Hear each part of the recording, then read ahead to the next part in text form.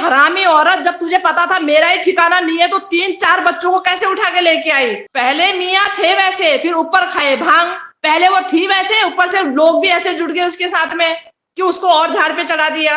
वो बंदा आज भी पर्दे में ही है। वो ये मेन क्या है, जो भी बंदा है वो पावरफुल बंदा है। आपके और हमारे लिए कानून इतना झुक जाएगा, अधिकारी इतने झुक जाएंगे, प्रशासन इतना झुक जाएगा, विभाग इतना झुक जाएगा, बताइए आप। इन लोगों का बहुत बड़ा जाल इन्होंने बिछा रखा है। और अभी देखो, हमारे भारत सरकार जो सत्ता में सत्ताधारी बैठे हैं, उन्होंने किसी भी तरह की कोई अपनी टिप्पणी नहीं दी, किसी तरह भी अपनी प्रतिक्रिया नहीं दी।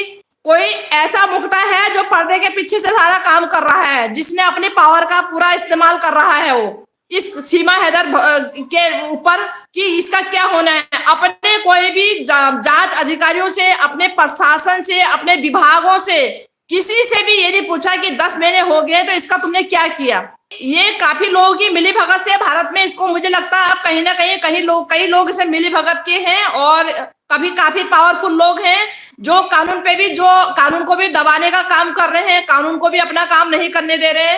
एटीएस जांच कर ली, सारी रिपोर्टें, सारी जांच जो थी तुमको दे दी कि ये है, जो भी रिपोर्ट बनानी थी बन गई, ठीक है, जो भी उन्होंने उसके अंदर से निकालना था। कुल मिला के ये है कि आज तक आप नोटिस कीजिएगा, हमारी भारत सरकार की सुरक्षा के लिए सीमा हैदर के खिलाफ कोई भी वकील आज तक नहीं हुआ। ये जब अदर कंट्री का सवाल है, ये अलग स्टेट का सवाल है, बॉर्डर इलीगल तरीके से क्रॉस करके आई है, भारत में आने के एंटर करने के बाद भी इसने बहुत सारे इलीगल काम किए हैं, जाली सर्टिफिकेट बनाने का काम किया है, जाली आधार कार्ड बनाने का काम किया है। तो जब इस तरह के केसेस होते हैं अदर कंट्री का, तो उसमें क्या होता है कि भारत सरकार की सुरक्षा के लिए भारत सरकार खुद एडवोकेट करते हैं। भारत सरकार की कोर्ट जो है खुद एडवोकेट भारत सरकार की तरफ से होता नहीं होता है उस व्यक्ति के खिलाफ। भारत सरकार की सुरक्षा में खुद एक एडवोकेट होता है, उस भारत की कोर्ट खुद अपनी तरफ से एक एडवोकेट खड़ा करती है उस आदमी के खिलाफ। शुरू से अब तक आपने कोई वकील सीमा हैदर के खिलाफ देखा? कोई भारत सरकार ने अपनी सुरक्षा के लिए कौन सा वकील खड़ा किया, ये बताओ? बहुत सारे, अभी मोहसिन मलिक साहब इसके विरुद्ध में खड़े हुए तो उनकी राहों में बाधाएं डालने, उनके काम में बाधाएं डालने का काम कर रहा है। बहुत सारे नकाबपोश मंत्री हैं, बहुत सारे संतरी हैं, बहुत सारे इसमें प्रशासन के अधिकारी हैं जो मिली हैं और पूरी मोहसिन मलिक साहब को कहीं से भी कोई एविडेंस चाहिए वो दे नहीं है। मोहसिन मलिक साहब को कुछ भी कहीं भी, भाई ऐसा होता है, देखो जी, वहां किसी के खिलाफ, किसी के विरुद्ध कोई चीज हम जब उसका एक्शन ले रहे हैं तो हमको जगह जगह से रिपोर्टें जुटानी होती हैं। भाई जहां जहां जो हुआ है वहां से, जहां जहां ये गए ही, जहां जहां इसका नाम दर्ज हुआ वहां से हम उन विभागों से हमको रिपोर्टें कलेक्ट करनी होती है। अब वो विभाग जो है उन जो नकाबपोश जो लोग हैं, दबाव बना रखा है विभागों पे, विभाग सारा मिला हुआ है जो कि मोहसिन मलिक साहब के बहुत सारे कामों में बाधाएं आ रही हैं। आपने देखा होगा, मैं शुरू से ये बोल रही थी कि ये मच्छर का काम नहीं है। ये मच्छर को तो सिर्फ लोगों को ये लगे कि मच्छर के चक्कर में आई है, ना तो ये कोई प्यार है, ना कोई ये वार है, ना कुछ नहीं है, ये खिलवाड़ है, ये खिलवाड़ है, ये प्यार वार कुछ नहीं है, ये खिलवाड़ है। ये आई है मटकने झटकने, फिल्मों में घुसने के चक्कर में। और इसमें बहुत सारे लोगों का, जो कि पाकिस्तान से ही इसको पूरी प्लानिंग के साथ में पूरा इसको जो दिमाग दिया गया है कि तूने ये करना है, ये बेचना है, ये करना है, वो करना है, पूरा वहीं से इसको प्लानिंग के साथ में जो है, मुझे लगता है कि उन लोगों का ही इसमें काम है, हाथ है। और ये बदमाश तो ये पहले से थी, आवारा ये पहले से ही थी वहीं से। पहले मियाँ थे वैसे, फिर ऊपर खाए भांग।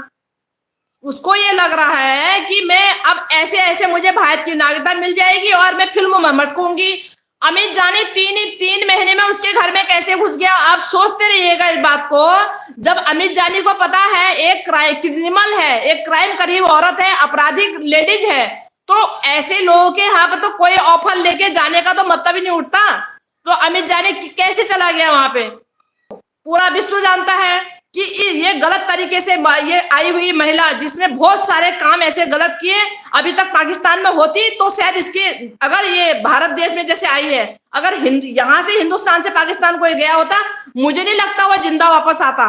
इतने क्राइम करने के बाद अगर मैं अगर एंटर कर जाऊं ना वहां, मुझे नहीं लगता कि मैं जिंदा वापस आऊंगी, मतलब ही नहीं उठता, क्योंकि वहां के रूल रेगुलेशन ऐसे हैं, वहां का कानून ऐसा है, हमने देखा है, हमें पढ़ा है। तो कुल मिला के यह है, भारत देश ठीक है, तुम्हें किसी को मारने काटने का अधिकार किसी को भी नहीं है, लेकिन मैं कह रही हूँ जो संविधान में लिखा है, जो हमारे कानून में लिखा है, जो हमारे भारत के रूल रेगुलेशन है, जो नियम है, उनको तो तुम फॉलो करने दो, उनको तो फॉलो करो। अभी देखो पूरे वो जो सफेद पोस्ट बैठे हुए, जो मुंह में नकाब लगा के जो मंत्री बैठे हुए, अधिकारी बैठे हैं, इनके बड़े बड़े उच्च अधिकारी जो बैठे हैं, सारे मिले हुए हैं, सारे नहीं मिले होते। अरे इतना क्राइम करी औरत को, पहले तो बेल का प्रावधान ही नहीं था इसमें, इस केस में बेल का कोई प्रावधान ही नहीं था। ऐसे इतने बड़े क्राइम में बेल का किसी भी तरह का कोई प्रावधान नहीं था, और कम से कम इसे 6 महीने तक तो इसको बाहर लाना ही था। पहली बात तो ये है, अंदर करने के बाद 6 महीने तक इसे बाहर ही नहीं लाना था।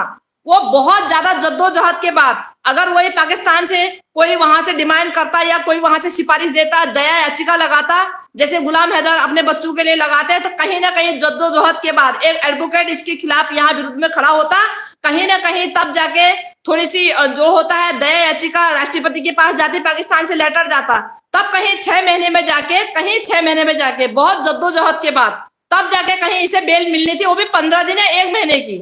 कानून ये कहता है।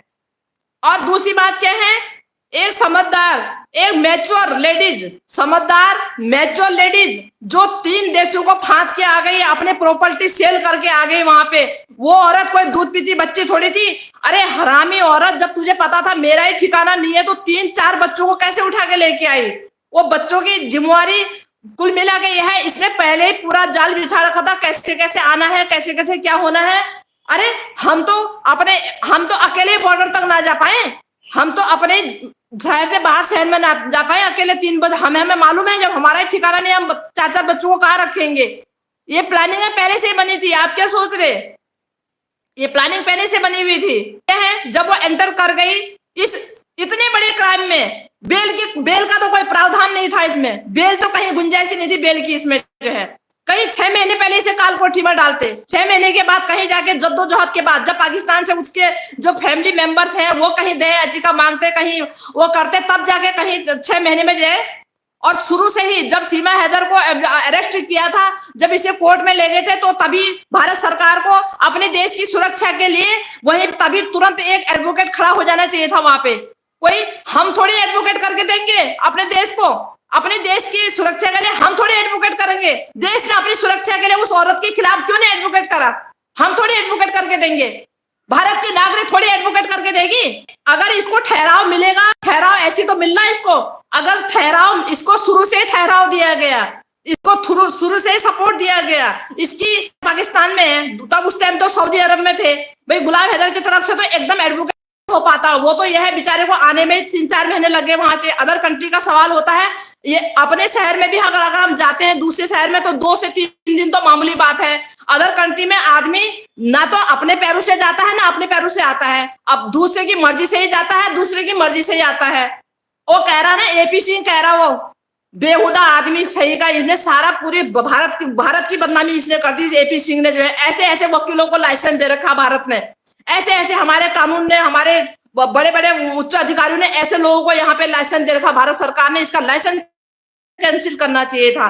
कह रहा कि 3 महीने तो वो वहां आया, वो भी माँ के मरने में आया, माँ की बीमार होने में आया। इस कोई बेहुदा आदमी से कोई पूछे, जब अदर कंट्री में बंदा जाता है ना तो अपने पैरों से जाता है ना अपने पैरों से आता है, अपनी मर्जी से, सॉरी, ना तो अपनी मर्जी से जा पाता है ना अपनी मर्जी से आ पाता है। भाई जब तक वीजा तैयार नहीं होगा, जब तक पूरी वो नहीं होगी, उनकी पूरी प्रोसेस पूरा नहीं होगा, ना तो जा पाएगा।